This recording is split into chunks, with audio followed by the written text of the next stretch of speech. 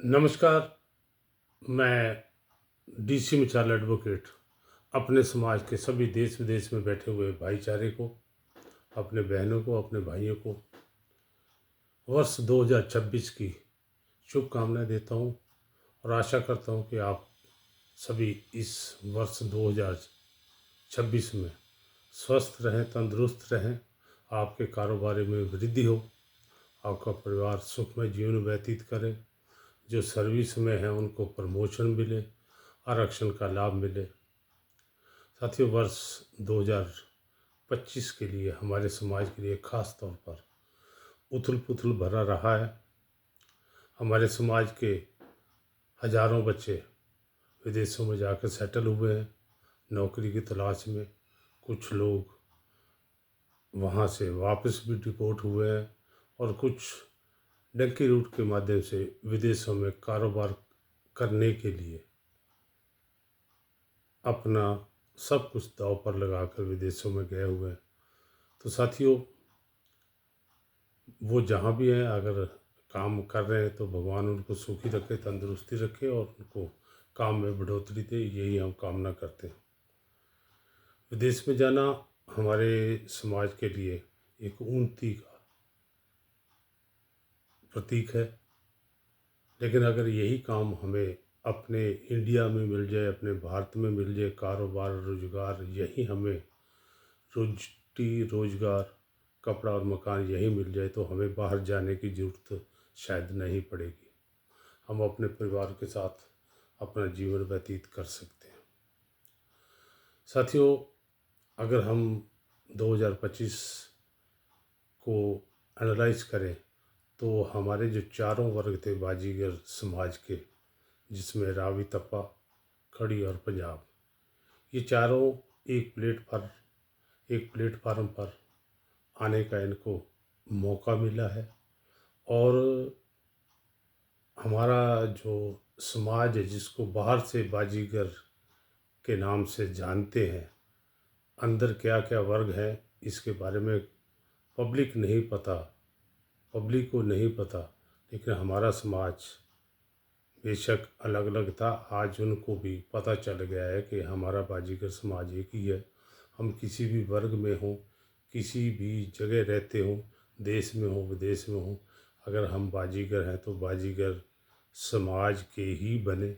इसके लिए हमें थोड़े से अपनी ओर से भी प्रयास करने चाहिए। हमें अपने गोत्र को नहीं भुलाना चाहिए, अपनी भाषा को नहीं भुलाना चाहिए, क्योंकि यही एक हमारी पहचान है। तो हम अपनी पहचान को मेंटेन रखें, अपने गोत्रों को मेंटेन रखें, तभी हमारा समाज कितनी तरक्की करता है उसका हम मूल्यांकन कर सकते हैं। दूसरा साथियों, शिक्षा के क्षेत्र में हम अभी पिछड़े हुए हैं, हमारा समाज अभी पिछड़ा हुआ है।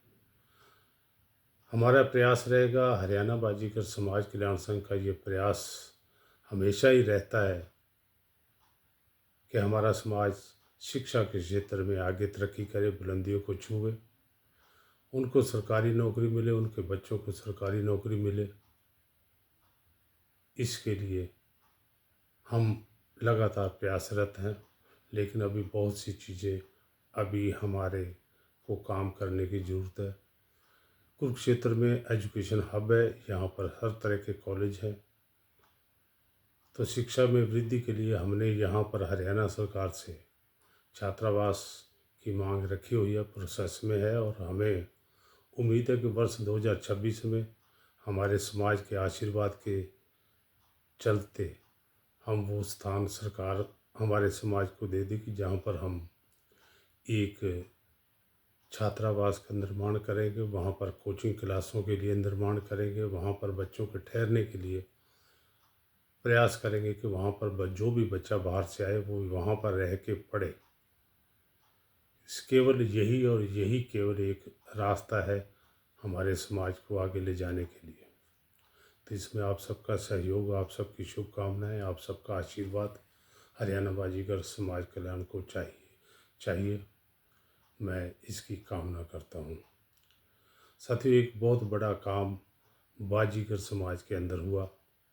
खड़ी समाज के ऊपर एक 16 वर्षों का विवाद जो श्री गोपाल मंदिर हरिद्वार को लेकर चल रहा था, हमारे अपने ही वर्गों में था।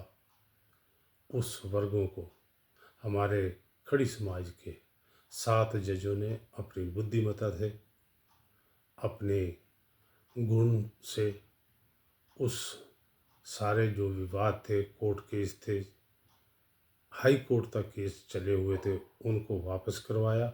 और बाजीगर समाज का जो लाखों रुपए खर्च हो रहा था वकीलों को देने में, समय बर्बाद हो रहा था, उसको बचाव किया। अब एक नई संस्था बनाई गई है चारों समाजों ने मिलकर, जिसमें 21 सदस्य हैं। 5 सदस्य तपा के, 5 खड़ी के, 5 पंजाब के और 6 सदस्य रावी समाज को उधर से लिए गए, क्योंकि रावी समाज एक बड़ा समाज है हम सभी वर्गों में से, और उनकी ही तपस्या की, उनकी मेहनत की वजह से ही ये हरिद्वार में जो बाजीगर समाज को मंदिर मिला है, उन्हीं की वजह से मिला है। और बाद में तो जैसे जैसे हमारे सभी साथी, सभी वर्ग मिलते गए, तो आज वो श्री गोपाल मंदिर, जिसको हम गर्व से कह सकते हैं कि ये हमारे चारों वर्गों का मंदिर है, चारों देशों का मंदिर है। तो इस विवाद को 90-95% हल हो चुका है। हमारे कुछ साथी जो रावी समाज के हैं, वो अभी उनको थोड़ा सा प्रयास करने पे वो भी शामिल हो जाएंगे। अभी वो अलग चल रहे हैं, इसलिए जो ये विवाद निपटाने के लिए सवा सौ रुपये हमारे माननीय न्यायकर्ताओं द्वारा, हमारे माननीय समाज के जजों द्वारा जो बांधे हुए थे, अब तीनों देशों के खुल गए। अब एक ही देश का, रावी समाज का सवा सौ रुपये बंधा हुआ है। अगर वो सवा सौ रुपये खुल जाएगा तो ये हमारे साथी भी साथ आ जाएंगे, हम इसकी कामना करते हैं। बाकी मिलकर श्री गोपाल मंदिर को आगे चलाएंगे, तरक्की करें, वहाँ पर सुख सुविधा मिले हमारे यात्रियों को। जितनी भी सुविधाएं हम दे सकते हैं वहाँ पर बेड वगैरह के प्रबंध होना चाहिए, सफाई का होना चाहिए, अच्छे खाने का होना चाहिए, बिस्तरों का प्रबंध होना चाहिए। और दूसरा जो नीचे धर्मशाला है उसके ऊपर अभी कम से कम 15-20 कमरे और बने तो हमारे समाज की रिक्वायरमेंट पूरी होती है। जो नया ट्रस्ट बना है, नई कमेटी बनी है, वो 21 सदस्यों की सारे समाज ने मिलकर बनाई है, जिसका एक मैं भी सदस्य हूँ। तो साथियों, हम अपने समाज के लिए कोशिश करेंगे कि उत्तराखंड सरकार के साथ हम इसको मैटर को टेक अप करके कोई और खुली जगह कहीं और भी मिलती है तो हम वो लेने के लिए प्रयास करेंगे। आप सबसे अनुरोध है कि गोपाल धर्मशाला व मंदिर बाजीगर समाज वेलफेयर ट्रस्ट को अपना पूरा सहयोग दें।